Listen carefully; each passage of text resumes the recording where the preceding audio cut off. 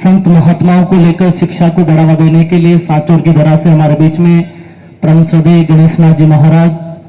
आपके स्थानीय, आप सभी के लाडले, हम सभी के अग्रज स्थानीय विधायक महोदय गणेशा साहब, हम सभी के लाडले, शिक्षा के क्षेत्र के साथ में चिकित्सा में अपना अद्भुत उदाहरण पेश करने वाले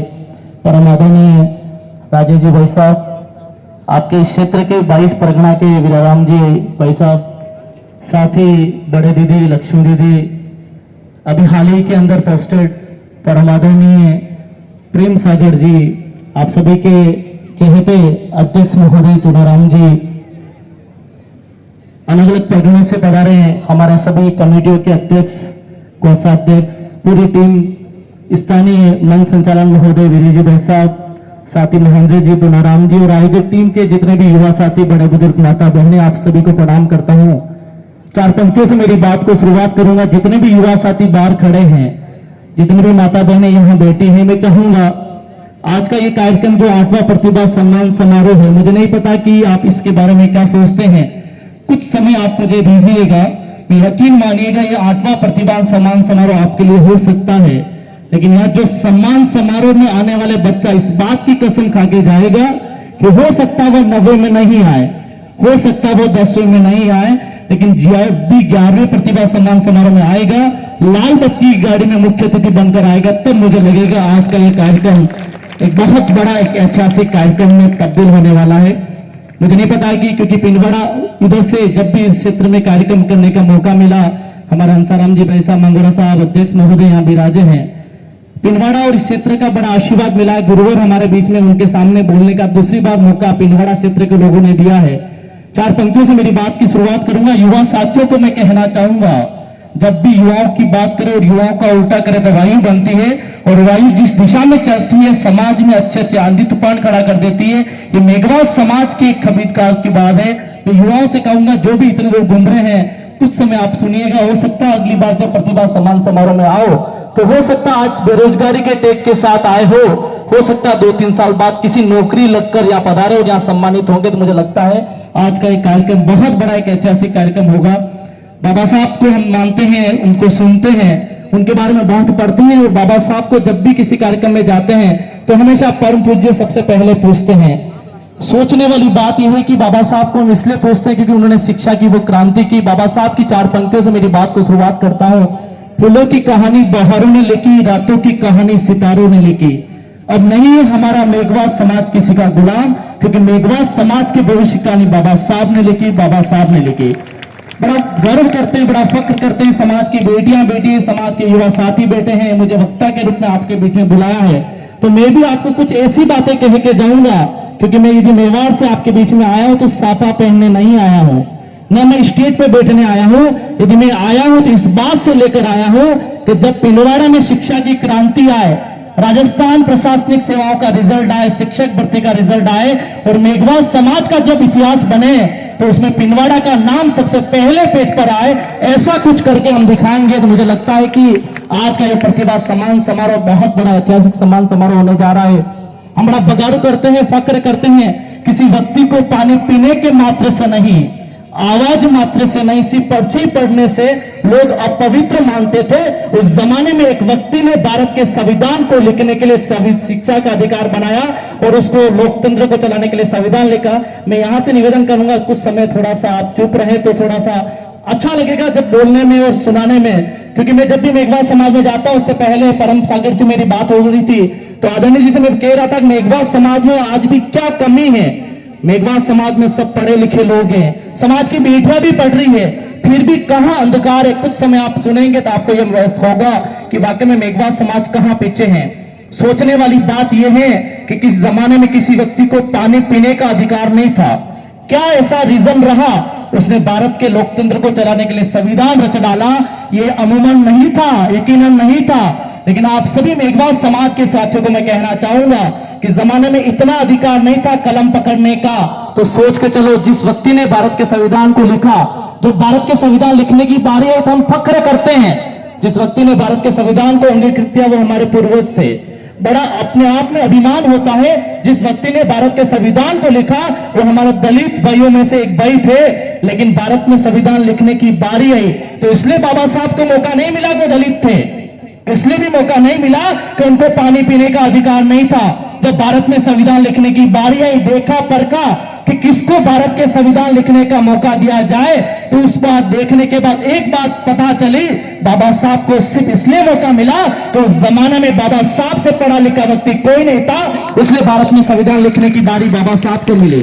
मैं अभी जब मंच पर था बहुत सारे लोगों को मैं नोटिस कर पा रहा था, जब इससे पहले पूर्व आदरणीय हमारे राजेश जी भाई साहब ने एक बात कही, जब समाज में टांग खींचे की बात होगी, समाज आज भी जिस गुलामी की जंजीरों में है वह 100 साल और पकड़ लीजिए, जब समाज के युवा साथी, बड़े बुजुर्ग, माता बहने अपने समाज के लोगों की टांग खींचे करेंगे। जब मैं नोटिस कर पा रहा था, आज समाज का दिन है, जिस तरह हम दिवाली मनाते हैं, जिस तरह हम होली मनाते हैं, समाज ये बहुत सारे पर्व मनाते हैं, हम शादियां मनाते हैं, उसी प्रकार हमारे समाज के बहन बेटियों के, समाज के आने वाले टाइम सम्मान का दिन है, इसमें भी हम टांग खींचे दिखाएं तो मुझे लगता है कि समाज अब और 100 साल चाहिए अपने आप को आगे बढ़ने के लिए। जब समाज की बात आए, मेघवाल समाज की बात आए, तो एक दूसरे का हाथ खींचो, जैसा राजेश जी भाई साहब ने कहा, मैं विश्वास के साथ कह सकता हूं, जब समाज में न्याय की बात आती है तो लोग 20-20 दिन भूखे रहते हैं, जब समाज में न्याय की बात आती है तो 10-10 दिन बढ़ने पर बैठते हैं। जब मेघवाल समाज प्रतिभा सम्मान समारोह की बात करता है और फिर बीच में कोई कहे तो मैं जिम्मन जिम्ना, तो मुझे लगता है कि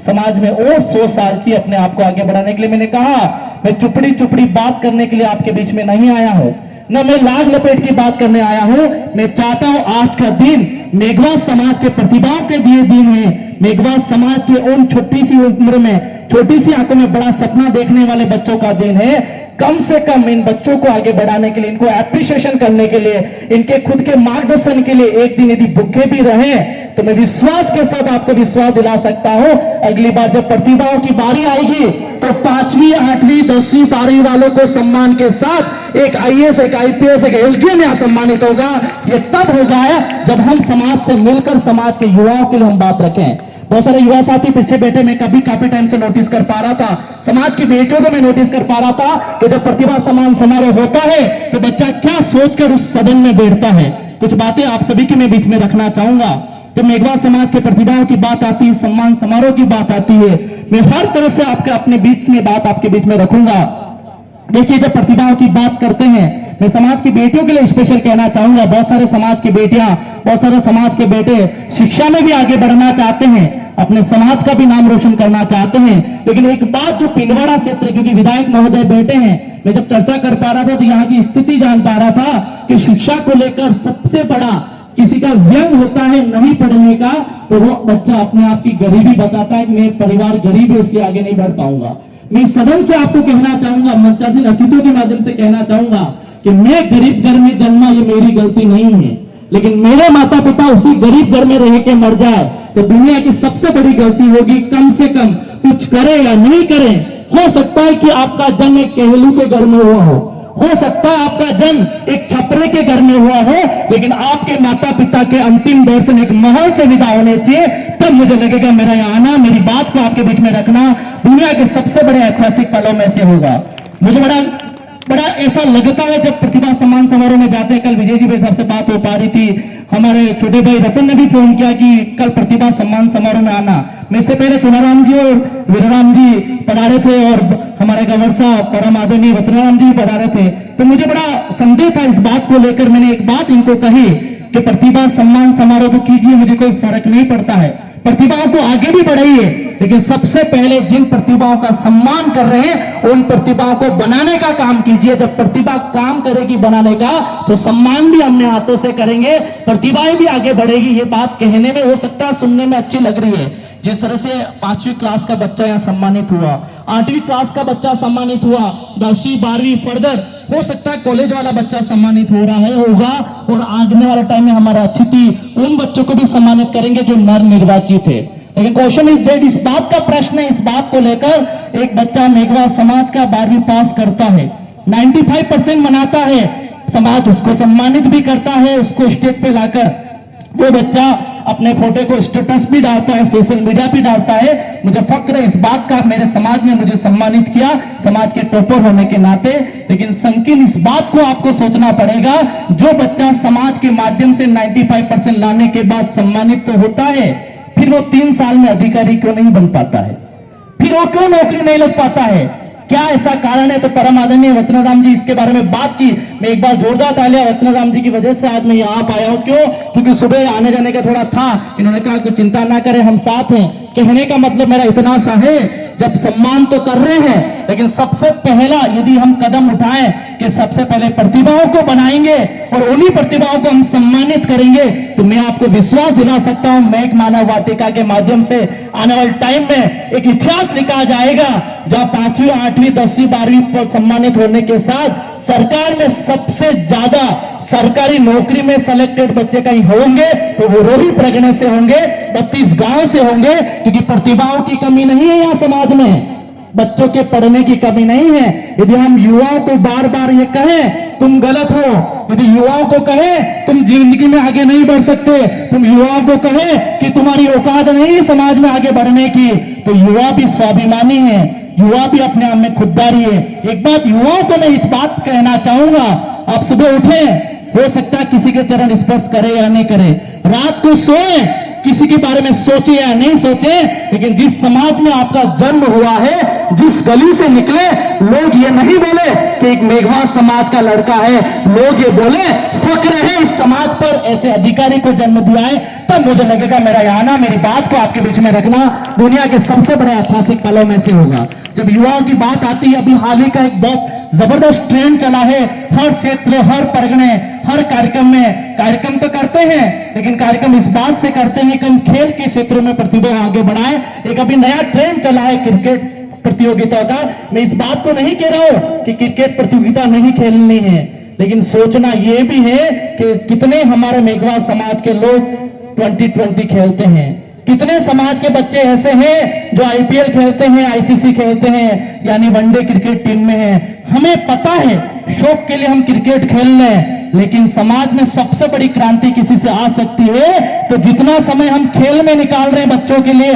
उतना समय यदि मोटिवेशन सेमिनार में निकालिए, बच्चों के करियर काउंसलिंग में निकालिए, मैं विश्वास के साथ कह सकता हूं, यदि एक टीम में 12 लोग 11 लोग आते हैं, एक्स्ट्रा मिलाकर 15 लोग होते हैं, 50 टीमें आती है, 1000-2000 बच्चे इकट्ठे होते हैं और फिर लास्ट में एक कप ले जाता है। हमें गर्व है उस बात से कि बच्चा क्रिकेट में आगे बढ़ेगा। लेकिन इतने ही बच्चे आप शिक्षा के लिए आप बैठे, मैं विश्वास दिला सकता हूं, हो सकता है मैं टेम्पो में बैठकर उदयपुर से आपके बीच में आऊं, हो सकता है मैं बस में लटक कर आऊं, आप उन 1500 बच्चों को आप दरे पर बैठाइए, 3 साल मुझे दीजिए उन बच्चों के करियर काउंसलिंग के लिए। अगली बार जब भी 12वां प्रतिभा सम्मान समारोह करोगे 4 साल बाद, उनमें से लगभग 1000 बच्चे नौकरियों में सेलेक्ट करके दिखा दूंगा। क्योंकि मेघवाल समाज के घरों की बात है, शिक्षा की बात है। हमारे बहुत अच्छे भामाशाह रमेश जी भाई साहब बैठे, बहुत आदरणीय लोग यहाँ बैठे हैं, हमारे लक्ष्मण जी साहब जो आईएफएस से रिटायर्ड लोग बैठे हैं, बहुत सारे जिनका नाम वीडियो साहब बैठे हैं। शिक्षा की कमी नहीं है साथियों, बस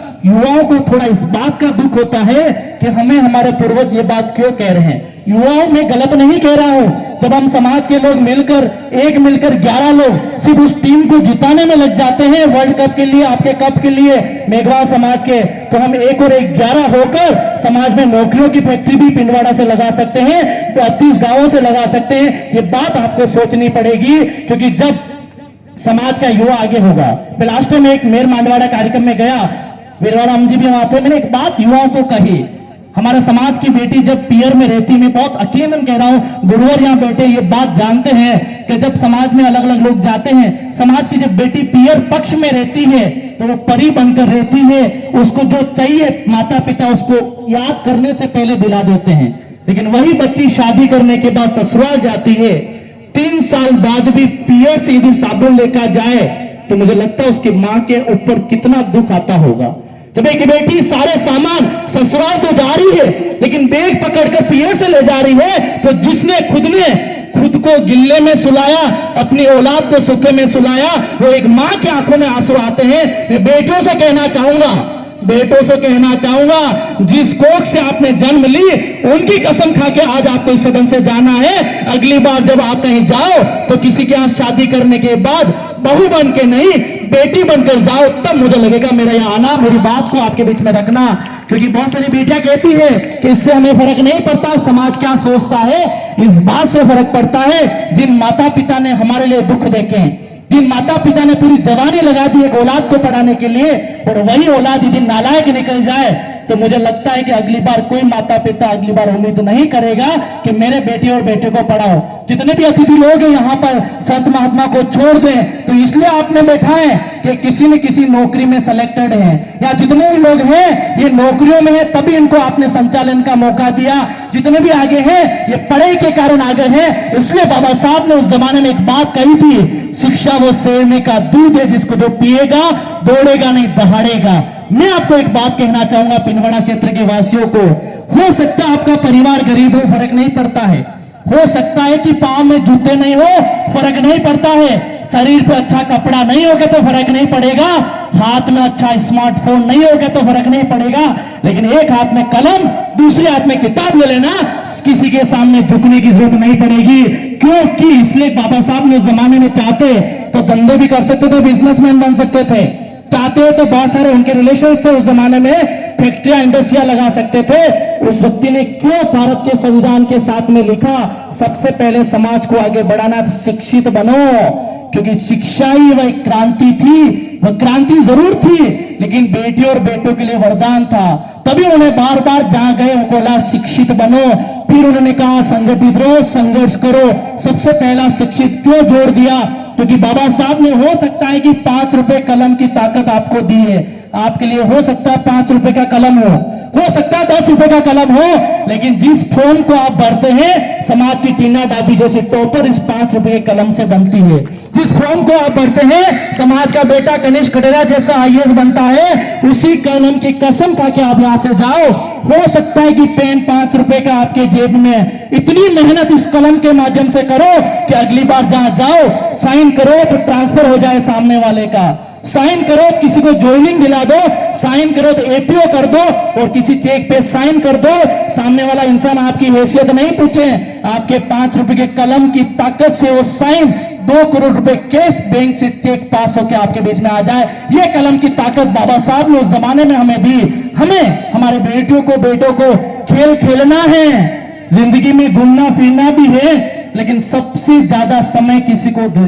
देना है तो वो हमेशा अपने आप की शिक्षा को देना है। साथियों, जब शिक्षा की बात आती है, शिक्षा के लिए बोलने का मौका मिलता है, मैं थोड़ा भावुक प्रवृत्ति का इंसान हूं। मेघवाल समाज में जन्म लिया है, बालकनाथ जी जैसे गुरुवर का आशीर्वाद रहा है, गणेश जी नाथ जैसे लोगों का आशीर्वाद रहा है, तो मैं एक समझता हूं कि मेघवाल समाज में जन्म लिया तो मेघवाल समाज का ऋण है। जब मैं बोलता हूं तो हो सकता है कि होश होता है कभी कभार कि थोड़ा मैं भावुक होता हूं, मेरे पर थोड़ा पसीना आता। मैं एक समाज के कार्यक्रम में गया और मैं एक बात हर समाज के हर मंच पे एक बात कहता हूं। जब मैं ऐसे ही बोल रहा था, लोगों को बैठाने के लिए कहा कि राहुल सर आप बैठ जाइए, आपको पसीना आ रहा है, और मैंने एक बात समाज के लिए कही थी, मेघवाल समाज के लिए उस सदन में। मैंने कहा जो पानी से नहाता वो लिबास बदल सकता है, और जो खुद के पसीने से नहा ले अपने समाज का इतिहास बदल सकता है। मैं चाहूंगा,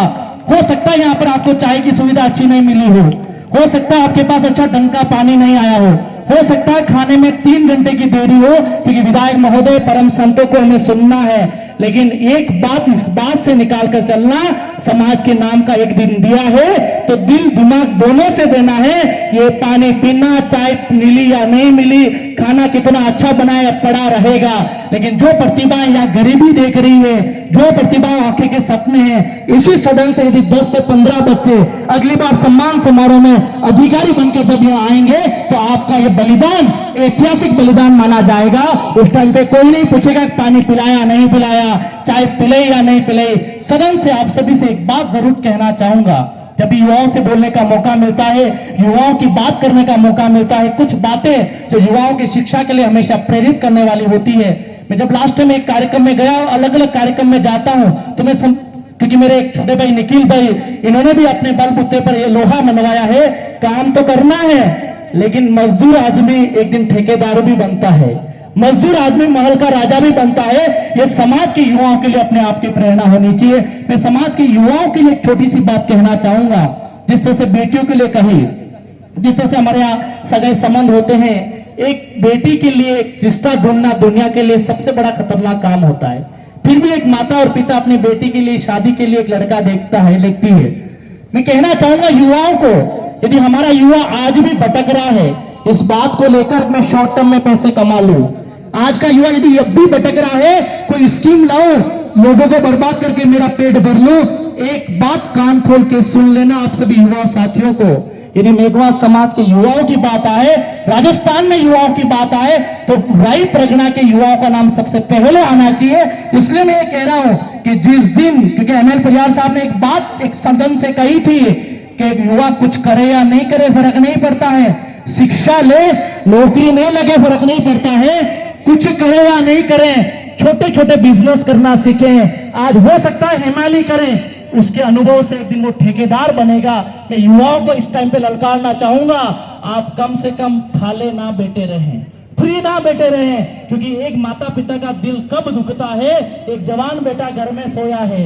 एक जवान बेटा इधर उधर खाली मस्तियां कर रहा है। हो सकता है, मैंने कहा मेरी 4 बातें आपको बुरी लगे फर्क नहीं पड़ता है, लेकिन युवाओं को कहना चाहूंगा इतनी अपने आप में कमर कस लो, चाय बेचो, चाय पत्ती बेचो, स्टेशनरी की दुकान लगाओ, पानी पूरी का ठेला लगाओ, धंधा करो, एक दिन यहाँ आओ तो बामाशाह के रूप में आओ, लोग आपको बामाशाह के रूप में बुलाएं। ऐसा आपने अपने आप का जमीर होना चाहिए जिस दिन ये युवाओं का, क्योंकि शिक्षा तो है ही है जो हमें आगे बढ़ाएगी, लेकिन जो युवा शिक्षा के साथ कुछ नहीं कर रहे हैं, सोच के चलो, हम हमारी बहन की शादी 10 बार देखने के बाद एक बार एक लड़के को चॉइस करते हैं। आपको किसी ने चॉइस किया है तो मेरे को मेघवा समाज के बहुत सारे युवाओं ने कहा है कि समाज का युवा भटका हुआ है, समाज का युवा अभी तक बिखरा हुआ है। मैं मेघवा समाज के युवाओं को कहना चाहूंगा, ऐसा मत बनो जो मैं इसे हमेशा सदन में कहता हूं, समाज का युवा उठता है, अच्छे कपड़े पहनता है, अच्छा डीओ लगाता है,